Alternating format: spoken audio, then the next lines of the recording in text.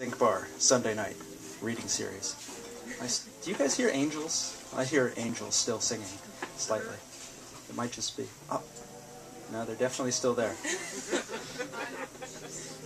Somebody could let somebody know that we need to make the angels be quiet. While the angels are still singing, I'm going to go ahead and start the night with the assumption that they will finish their song pretty soon. You hear those faint? Maybe it's me. I'm just going to introduce the readers and hope that it's really just me. What?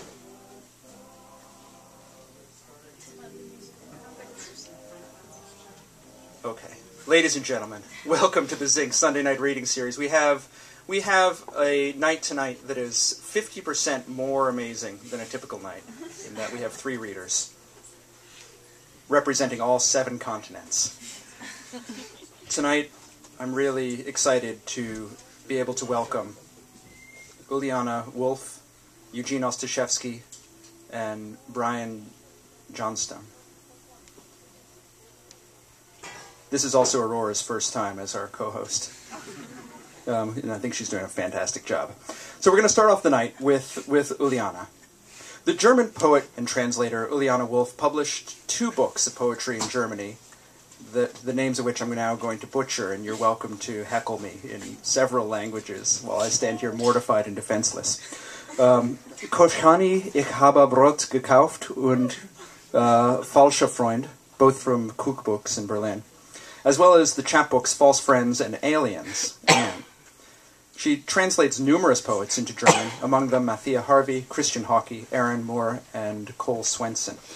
And by way of introduction, I've made an acrostic based on the letters in her name and some of her recent work. It's called False Uljana. Have you had it, Aurora? Is this intro over? Give me like 30 seconds, okay? Up or down, standing on a letter, or just hum, a false natural, a counterheart. We took, disillusions, leaving aside love, in flight, or friend of mine. Please welcome Uljana Wolf.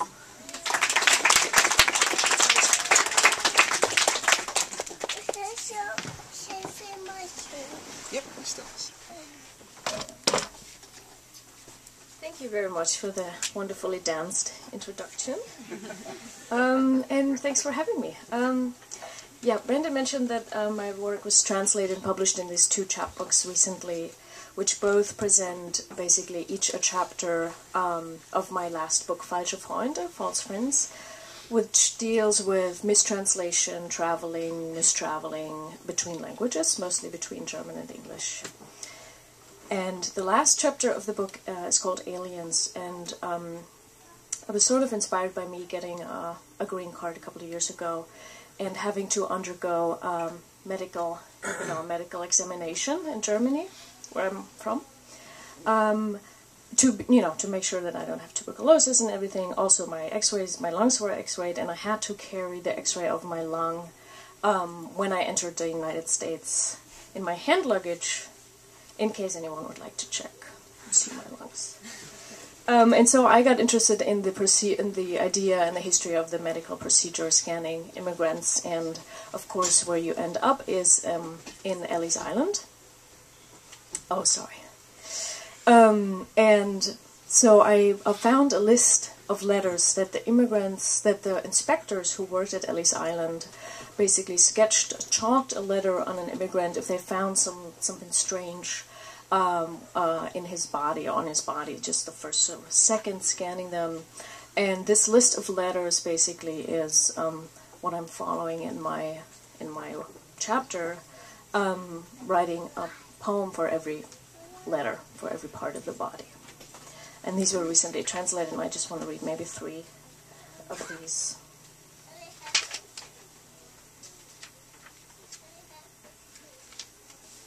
And the letter CT were for trachoma, a very contagious eye disease. Thousands of trachomatous aliens. In the public eye, we are a menace that will bring blindness soon. East wind, salty breeze, the seedy water of the 3rd class. as if we wanted to slip under the eyelid of the state. It's already too late. Teachers watch for sore eyes among pupils. But the border guards have no time to wash their hands. Their eyes must go to seed, spreading from one field of vision to the other. Perhaps they want us visibly sick, scientific management. Otherwise we could have simply become too many.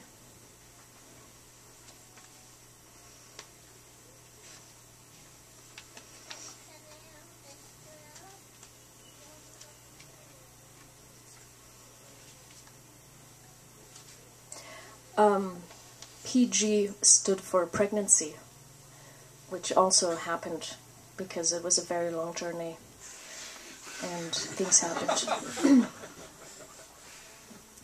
Tweendeck takes its intercourse, meaning no room of our own. The idea of Miss Liberty, too often misconceived as received, then struck and stuck. Expectans, expectorans, another misnomer. Contact isn't prohibited for sailors, machinists, stokers. Topsy-turvy, a welcome crush for some and not a chance in hell to turn the oven off.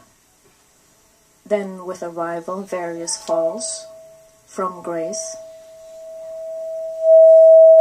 Am I doing anything? It's the poem. To lose one's face on SS Vaterland. Are you sure you're not pregnant? Yes, sir, I think I am.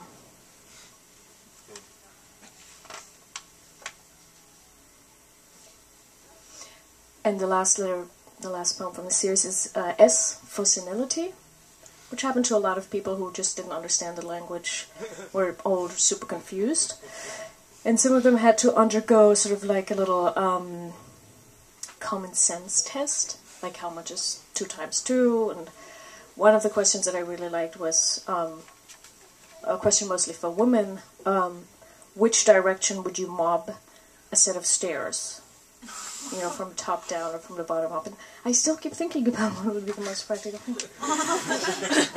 Depends on where you go afterwards, I guess. So that's S.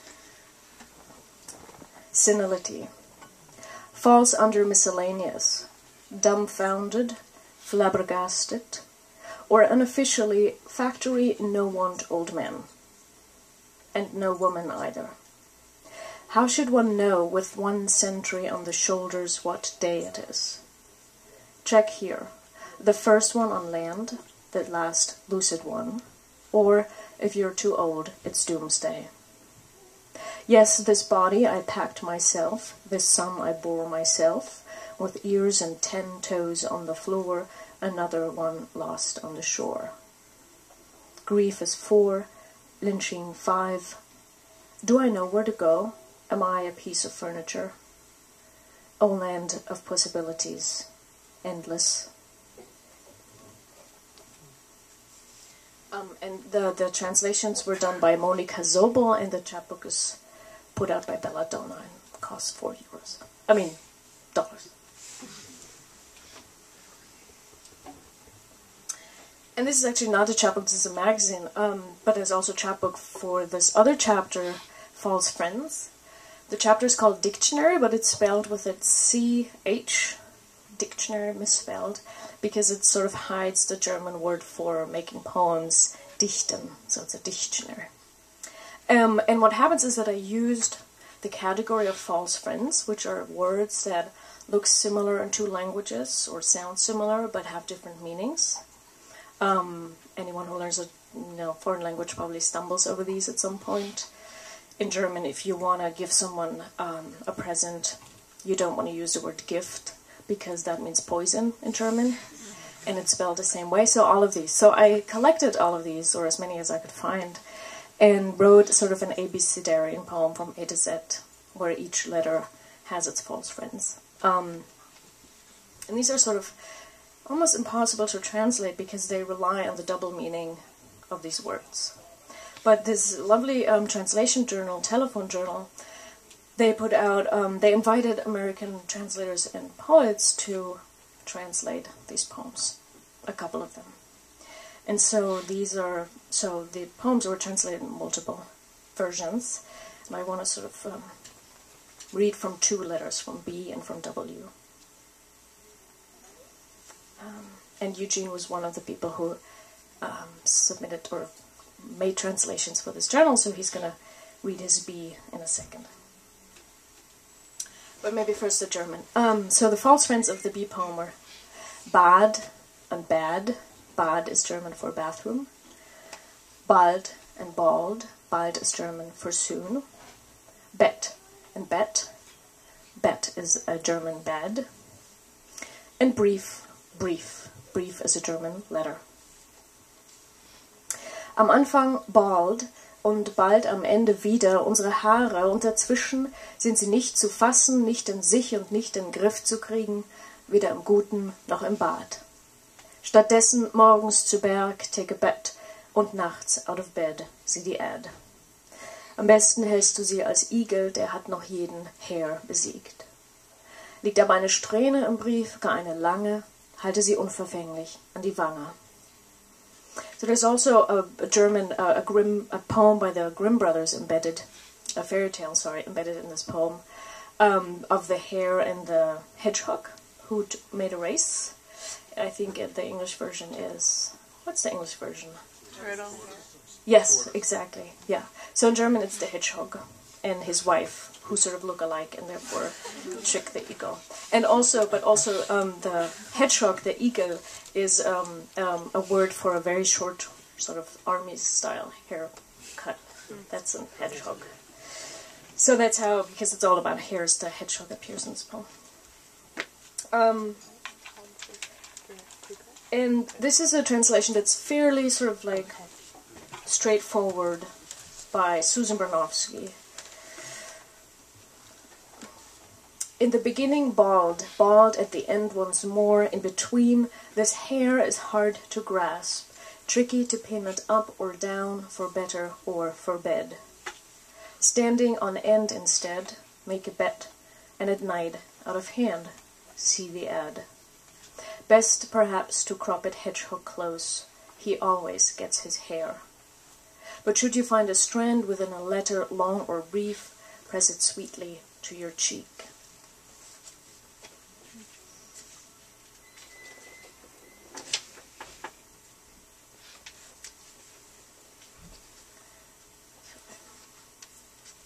And this is by Ute Schwarz. On capture there are scalpings, and soon again it's the end. This horror of hair is unbelievable, no longer fastened and out of our control. In good or bad we climbed the morning mountain, out of bed with gold in our mouths. A hedgehog is always best at the peak, but a rabbit in the hand only has so much worth. A stray hair comes by mail, a strand held delicately on the cheek. Eugene, you want to read yours? You there?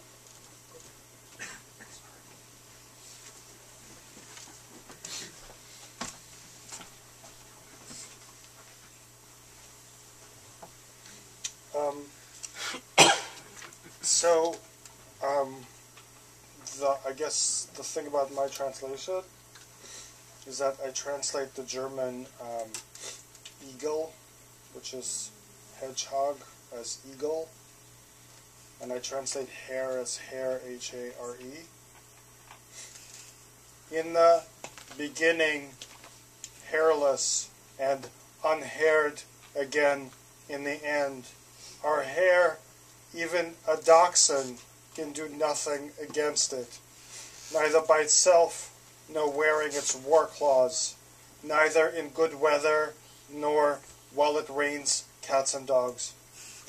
In the morning it pitches a tent in bad, and at night it gambles in the bathtub like an advertent bedwetter. It fell out to have been bested and halted by an eagle, who then had to bear a hat to bear a head because it had become a bald eagle. What a bad hair day. In brief, it lay around here on the strand like an unopened ladder and gargled. Can you catch a hare by the cheek it can't hear?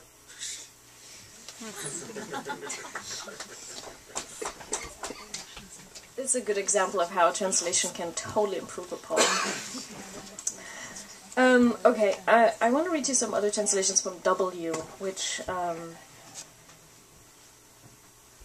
has the following false friends. Well, actually, I'm not going to translate the false friends because one of the translations is actually... I'm going to explain it to you. Just listen to the term right now.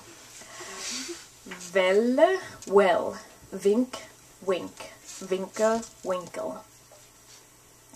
Wär ich ein Uferschneck or a more sophisticated Wenteltrap, wühlte mich das Meer für deine Füße, doch du suchtest pulenstur dem Namen nach, in meinem Haus die weißen Treppen nur und dunkle Winkel.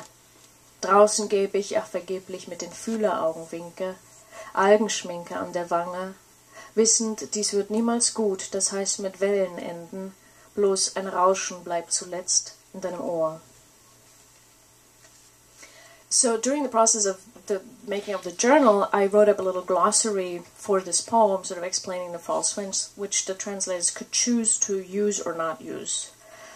And one translator, Robert Fitterman, used the glossary as the glossary, and basically reproduced the glossary. He changed a few words, which you will probably hear. So, and it's called For the Money, number 4.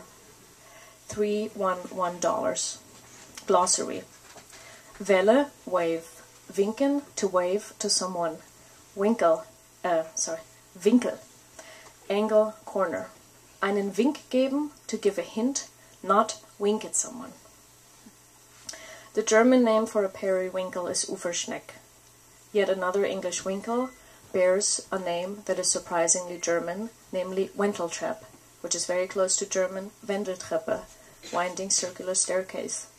Thus, if the U in the poem is searching for angles and corners in the name of the I, Wenteltrap is searching in vain. Therefore, while the U is winkling inside, German Pulen, the little winkle on the outside is giving hints with $6. She is winking and she gives winke in German at the same time.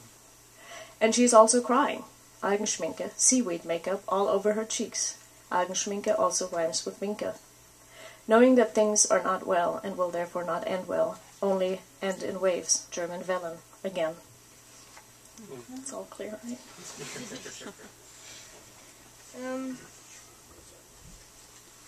Mattia Harvey did this translation. This wave is a wave goodbye. If I were a periwinkle, or more loftily put, an Übersnail, I'd search the sea under your feet. You nose about for names, trying to read them in each step of the wink-white staircase in my house, or the darkest of corners. Outside, with my eye stalks at attention, and algae rouge running down my cheeks, I knew things weren't going well, that soon the crashing waves would be just a remembered rasp in your ear.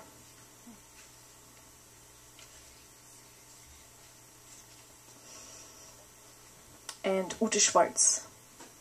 Winkle. If I were a civilized mollusk, I would stay at home, snailing up and down the stairs, winking out the window and keeping to myself. Instead, I ventured out into the world, antenna eyes onward, waving in the wind. I search every dark corner for clues, but still nothing points to me in the right direction. Algae smears down my face. Waves crash in the distance. This will not end well.